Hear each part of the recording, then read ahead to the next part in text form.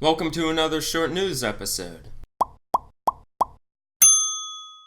So my schedule has changed again, but I will continue to try to upload these episodes on Fridays, but they will be much later in the day than they were before. And they will probably end up being shorter than usual because in the past I used to record everything on Friday and then edit it on Friday. However, now I have to record throughout the week whenever I have like 30 minutes of free time, so I'm limited to how well my recordings go, and I have no idea how that's gonna go, but I guess we will see. I can already tell now that today is gonna be a pretty short episode.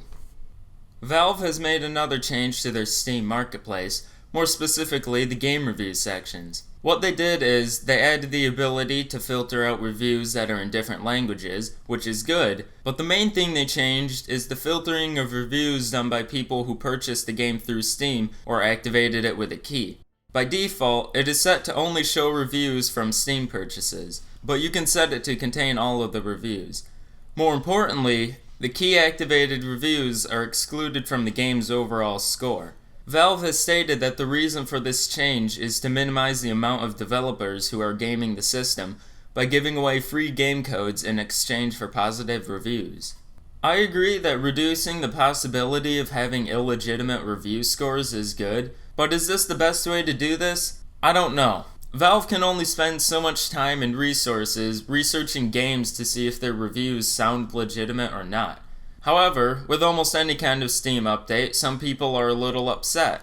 As far as I know, the only people who are upset are indie developers, because they are probably the ones who will be affected by this the most. With crowdfunding being as popular as it is, a lot of people are getting games by means other than Steam, and that seems to be the biggest issue with this. Some of the biggest supporters of a certain game will not be able to give a review that will affect the score, because the game wasn't purchased through Steam.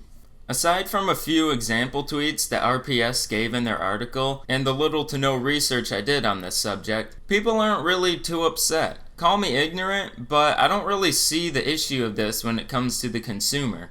I understand where certain developers are coming from, but the general public shouldn't really be affected, unless you don't know how to look at game reviews. I originally thought that Valve removed key-activated game reviews completely, and I thought that was unnecessary over-censorship. But when I realized they were still there, I had no problem with it.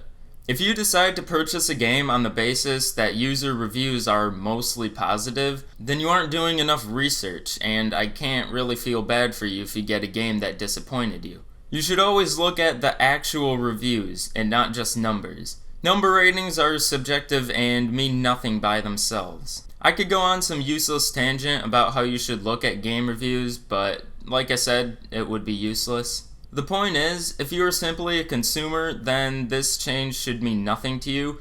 If you are a small team of indie developers, I can only sympathize with you and hope that it doesn't have a negative impact on your game. Also, language filters are pretty nice. The PS4 Pro is meant to increase performance or other features of certain games, but not all of them. The games that do benefit from the PS4 Pro will get a special logo on the box art or display it to you in the PlayStation Store. If you already own a game that will benefit from the PS4 Pro, a free update will be released for that game. Not all features will be the same across all supported games. They may include enhanced visuals, frame rate, HDR10 support, or resolution increases. It's a shame that not all games will be able to benefit from the PS4 Pro, because that's kind of the whole point of buying it in the first place.